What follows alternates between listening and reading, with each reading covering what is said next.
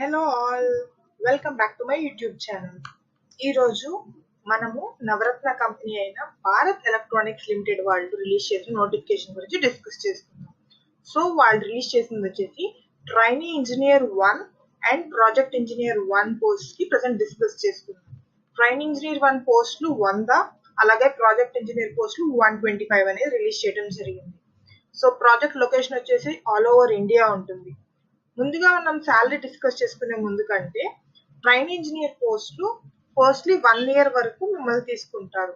అంటే అవి 2 years వరకు ఎక్స్టెండ్ అవడం జరగచ్చు. అదే విధంగా ప్రాజెక్ట్ ఇంజనీర్ అయితే వాళ్ళు ఇనిషియల్ గా మిమ్మల్ని 2 years వరకు తీసుకుంటారు అండ్ అవి ఇంకొక 2 years ఎక్స్టెండ్ అవ్వచ్చు. So totally 4 years. సో ఇంకా వాళ్ళు శాలరీస్ అనేవి ఏ విధంగా ఇస్తారో చూద్దాం.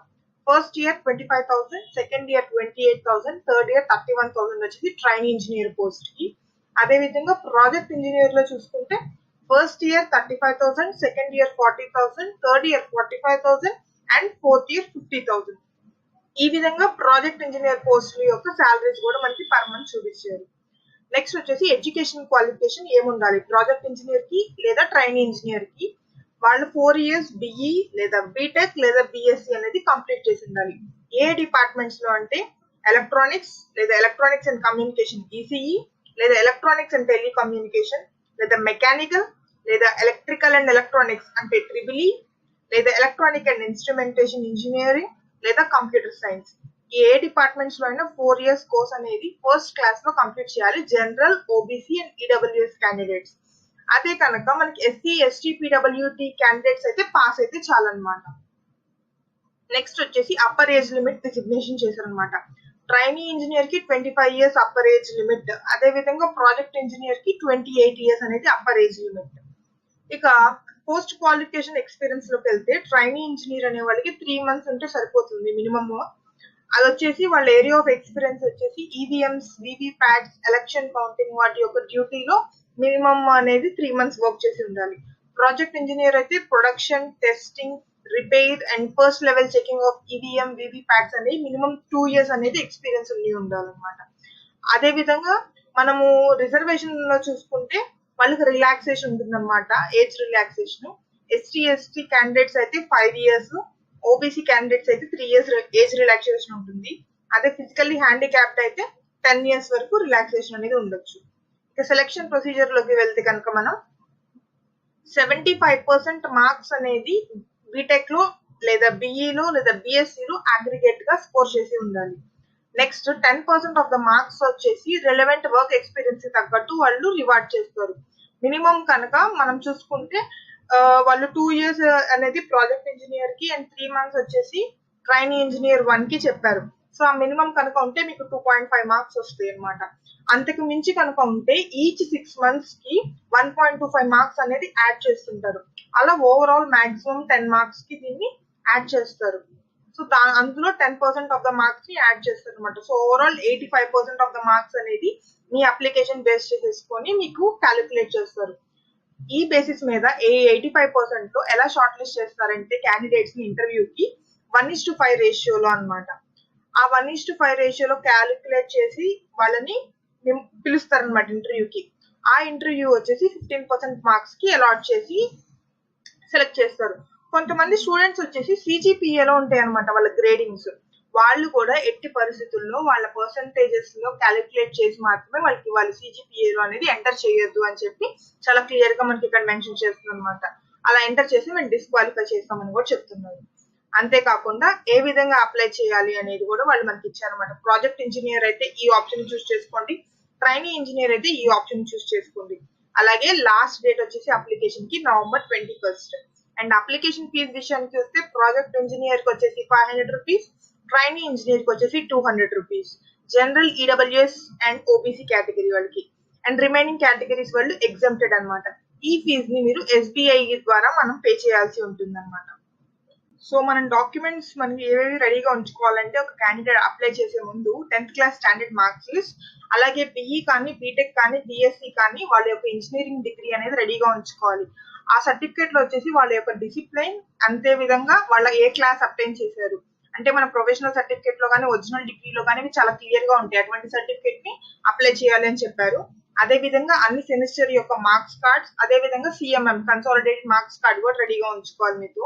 అదే మీరు కనుక ఏదైనా రిజర్వేషన్ కి ఎలిజిబుల్ అయితే కనుక క్యాస్ట్ సర్టిఫికేట్ లేదా ట్రైబ్ సర్టిఫికేట్, కమ్యూనిటీ సర్టిఫికేట్, లేక ఫిజికల్లీ హ్యాండిక్యాప్డ్ వాళ్ళు డిజబిలిటీ సర్టిఫికేట్, ఇలాంటి సర్టిఫికేట్స్ అనేది ఆఫ్టర్ నవంబర్ 11, 2019 తర్వాత ఇష్యూ చేసిన సర్టిఫికేట్స్ అనేది ప్రొవైడ్ చేస్తుండాలి.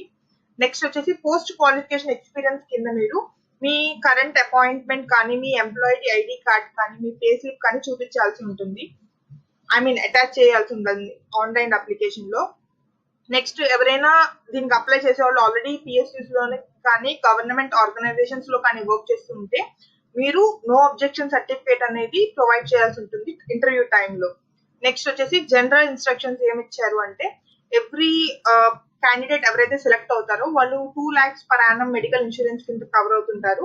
అంతేకాకుండా ప్రతి ఇయర్ 10,000 అనేది వాళ్ళ ఖర్చులకి ఇస్తారనమాట. Apart from the salary, like medical insurance premium కానీ, అటైర్ అలవెన్స్ కానీ, స్టిచ్చింగ్ ఛార్జెస్, ఫుట్వేర్ అలవెన్స్, ఇలా రకరకాలు కింద ఒకటేసారి ఇయర్లీ 10,000 అమౌంట్ అనేది సపరేట్ గా ఇస్తారు apart from the salary. Next వచ్చేసి క్యాండిడేట్స్ ఎవరైతే డిగ్రీ సర్టిఫికేట్ కనుక ఇక్కడ వీళ్ళు మెన్షన్ చేసిన సర్టిఫికేట్ టాలీ అవ్వకుండా ఉంటుందో వాళ్ళకి మాత్రం ఇంటర్వ్యూకి అనేది పిలవటం జరగదు. నెక్స్ట్ వచ్చేసి మీకు కనుక ఏమైనా డౌట్స్ కానీ క్లారిఫికేషన్స్ కానీ ఉంటే ఈ email ID as well as ఈ మొబైల్ నెంబర్ కి కాంటాక్ట్ చేసి మీ యొక్క డీటెయిల్స్ ని లేదా డౌట్స్ ని క్లియర్ చేసుకోవచ్చు. నెక్స్ట్ వచ్చేసి మనము ఇంకొక వేకెన్సీ కూడా ఉంది భారత్ ఎలక్ట్రానిక్స్ లిమిటెడ్ వాళ్ళ దగ్గర నుంచి. అది వచ్చేసి ట్రైనీ ఇంజనీర్ 2 అన్నమాట. అందులో 160 పోస్ట్ ఖాళీగా ఉన్నాయి. And minimum post qualification experience వచ్చేసి 2 years and upper age limit November 1st నాడు. సో ఈ క్యాండిడేట్ ఈ ఏరియాస్ లో మీకు పోస్టింగ్స్ అనేవి ఉండొచ్చు.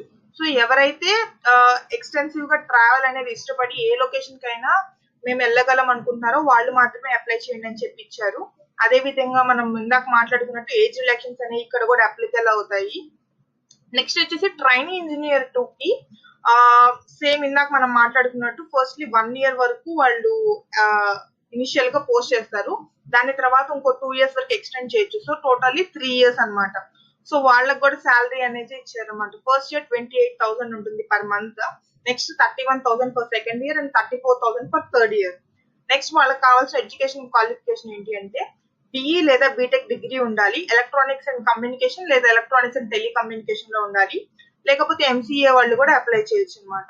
ఇందులో general, EWS and OBC candidates వచ్చేసి ఫస్ట్ క్లాస్ అండ్ రిజర్వేషన్ అయిన SC, ST and physically handicap వాళ్ళు పాస్ క్లాస్ అనమాట. నెక్స్ట్ మళ్ళీ ఇక్కడ కూడా మనం ఇందాక మాట్లాడుకున్నది సిజిపిఏని కంపల్సరీగా మీరు పర్సంటేజ్ లోకి మార్చి మాత్రమే అప్లై చేయాలి అనేది. పోస్ట్ క్వాలిఫికేషన్ ఎక్స్పీరియన్స్ 2 years అని చెప్పారు కదా. ఏ దాంట్లో అంటే ఈ కింద ఏరియాస్ లో ఏదైనా ఒక దాంట్లో కనుక మీరు మీట్ అయితే సరిపోతుంది. ఒకటి వచ్చేసి డేటా సెంటర్ రిలేటెడ్ ప్రాజెక్ట్స్ లో ఎక్స్పీరియన్స్ ఉన్నా సరిపోతుంది, లేకపోతే certificate from any server OEM వాళ్ళు కూడా సరిపోతారు, లేదా ఎక్స్పీరియన్స్ ఉండాలి ఐపీ బేస్డ్ డివైజెస్ లేదా అదర్ నెట్వర్కింగ్ ప్రాజెక్ట్స్ లో ఎక్స్పీరియన్స్ ఉన్న వాళ్ళు కూడా అప్లై చేయొచ్చు. If candidates with CCNA certification వాళ్ళు ప్రిఫర్ చేస్తారు. ఇన్ కేస్ మీకు కనుక సిసిఎన్ఏ కనుక సర్టిఫికేట్ లేకపోతే మీరు డేట్ ఆఫ్ జాయినింగ్ లోపు మీరు ఆ సిసిఎన్ఏ సర్టిఫికేషన్ అనేది చేయొచ్చు అనమాట. అంతేకాకుండా టీచింగ్ ఎక్స్పీరియన్స్ లేదా అలాంటి ఎక్స్పీరియన్స్ అనేది పోస్ట్ క్వాలిఫికేషన్ ఎక్స్పీరియన్స్ కింద కన్సిడర్ చేయరు అనమాట. ఆన్ సైట్ వర్క్ మాత్రమే దీన్ని క్యాలిక్యులేట్ చేస్తారు. సో నెక్స్ట్ వచ్చేసి జాబ్ రెస్పాన్సిబిలిటీస్ గురించి మనకి ఇక్కడ క్లియర్ గా రాశారు. నేను కింద మీకు డిస్క్రిప్షన్ లో ఇస్తాను అనమాట. సో దట్ మీరు చూసి whether it is eligible for you లేదా అనేది మీరు చూసుకోవాలి. నెక్స్ట్ వచ్చేసి మీరు 3 రొటేషనల్ షిఫ్ట్స్ లో విల్లింగ్ లేదా వర్క్ అనేది చాలా ఇంపార్టెంట్ అనమాట. అది చాలా క్లియర్ గా ఇచ్చారు వాళ్ళు. నెక్స్ట్ సెలక్షన్ ప్రొసీజర్ మనం ఇందాక ఏదైతే మాట్లాడుకున్నామో ప్రాజెక్ట్ ఇంజనీర్ 1 కి అండ్ ట్రైనీ ఇంజనీర్ 1 కి ఆల్మోస్ట్ సేమ్ వచ్చేసి సెలక్షన్ క్రైటీరియా కానీ, లేకపోతే మీరు ఏ మార్క్స్ లిస్ట్ మీ దగ్గర రెడీగా ఉంచుకోవాలి. నెక్స్ట్ అప్లికేషన్ ఫీజు వచ్చేసరికి ట్రైనీ ఇంజనీర్ కి 200 రూపీస్ అనేది అప్లికేషన్ ఫీజు. ఇప్పుడు దాకా మనం నోటిఫికేషన్స్ గురించి తెలుసుకున్నాము. సో మనం trainee engineer 1, project engineer 1, trainee engineer 2 మూడింటి గురించి నోటిఫికేషన్స్ తెలుసుకున్నాం కదా. సో ఇప్పుడు ఆన్లైన్ అప్లికేషన్ ప్రొసీజర్ అనేది చూద్దాము. సో మీరు ఏ పొజిషన్ కి అయితే అప్లై చేయాలనుకుంటున్నారో ఆ పొజిషన్ మీద మీరు క్లిక్ చేయాల్సి ఉంటుంది. సో మీరు ఆ అప్లికేషన్ ఫామ్ లోకి రూట్ అవుతారు. ఈ లింక్ వచ్చేసి నేను మీకు కింద డిస్క్రిప్షన్ బాక్స్ లో మీకు ఇస్తాను. సో ఫస్ట్లీ నేను ట్రైనీ ఇంజనీర్ 1 కి చూపిస్తాను. సేమ్ ప్రాసెస్ అనేది మీరు రెస్ట్ ఆఫ్ ద 2 కి ఫాలో అయ్యి ఉండాలి. నెక్స్ట్ వచ్చేసి మీరు fresh candidate already login candidate, మీరు ఫస్ట్ టైం అప్లై చేస్తున్నారు కాబట్టి ఫ్రెష్ క్యాండిడేట్ మీద క్లిక్ చేస్తాము. ఇక్కడ వచ్చేసి మీ నేమ్, దెన్ మీ date of birth, and date of birth ని సెకండ్ టైం కూడా మీరు కన్ఫర్మ్ చేయాల్సి ఉంటుంది. నెక్స్ట్ ఏ పోస్ట్ కి అప్లై చేస్తున్నారు, ట్రైనీ ఇంజనీర్ వన్, అండ్ ఏ డిసిప్లిన్ చదివారు మీరు, electronics, mechanical, computer science, electrical, instrumentation అనేది సెలెక్ట్ చేయాల్సి ఉంటుంది. నెక్స్ట్ వచ్చేసి మీ ఈమెయిల్ ఐడి రాస్తారు, @ ఏ ఎక్స్టెన్షన్ అయితే ఆ ఎక్స్టెన్షన్, అక్కడ లేకపోతే మీరు కింద రాయొచ్చు మీ ఎక్స్టెన్షన్ ని. నెక్స్ట్ ఈమెయిల్ ఐడి కూడా రెండోసారి కన్ఫర్మ్ చేయాల్సి ఉంటుంది. అండ్ దెన్ మీరు ఏదో ఒక పాస్వర్డ్ అనేది చూస్ చేసుకోవాల్సి ఉంటుంది. ఆ పాస్వర్డ్ యొక్క క్యారెక్టర్స్ మినిమం 4 క్యారెక్టర్స్ అయి ఉండాలి. నెక్స్ట్ మీరు గైడ్ లైన్స్ మొత్తం చదివి ఎలిజిబిలిటీ క్రైటీరియా అని మొత్తం సాటిస్ఫై చేస్తున్నారా లేదా అనేది ఇక్కడ ఒక చెక్ బాక్స్ అడిగారు. ఎస్ అని క్లిక్ చేసి అండ్ దెన్ సబ్మిట్ అనేది కొడితే మీ రిజిస్ట్రేషన్ ఫామ్ అనేది కంప్లీట్ అవుతుంది. సో రిజిస్ట్రేషన్ ఫామ్ అనేది కంప్లీట్ చేయగానే మీరు ఆల్రెడీ ఎంటర్ చేసిన మెయిల్ ఐడికి మీ డీటెయిల్స్ అనేవి వస్తాయి. దాని ద్వారా మీరు మళ్ళీ లాగిన్ అయ్యేది మీ యొక్క ఎడ్యుకేషన్ సర్టిఫికేట్స్ కానీ, ఫొటోస్ కానీ, పేమెంట్ కానీ ఆ లింక్ నుంచి మీరు కంప్లీట్ చేయాల్సి ఉంటుంది. అప్పుడు మాత్రమే మీ కంప్లీట్ అనేది పేమెంట్ అయ్యి మీరు డీటెయిల్స్ అనేది సబ్మిట్ చేసిన తర్వాత మాత్రమే మీ రిజిస్ట్రేషన్ అనేది సక్సెస్ఫుల్ గా కంప్లీట్ అవుతుంది అనమాట. సో ఈ రోజు వేకెన్సీస్ చూసారు కదా, మరి అలాగే ఇంకా సిఎస్సి ఐటీ వాళ్ళకి కానీ, మెకానికల్ వాళ్ళకి కానీ, వాళ్ళ యొక్క కోర్ డొమైన్స్ గవర్నమెంట్ లో ఉన్న వేకెన్సీస్ గురించి మనం నెక్స్ట్ వచ్చే ఎపిసోడ్స్ లో మాట్లాడుకుందాం. సో అప్పటి వరకు మన ఛానల్ ని ఇప్పుడు దాకా ఎవరైతే సబ్స్క్రైబ్ చేయలేదో సబ్స్క్రైబ్ చేయండి. అదే విధంగా మీకు ఈ వీడియో కనుక నచ్చితే లైక్ చేయండి. మీ విలువైన సజెషన్స్ ని మాకు కింద కామెంట్స్ లో తెలియజేయండి. ఈ వీడియోని మీ ఫ్రెండ్స్ తో షేర్ చేసి వాళ్ళకి ఇంపార్టెంట్ ఇన్ఫర్మేషన్ షేర్ చేయండి.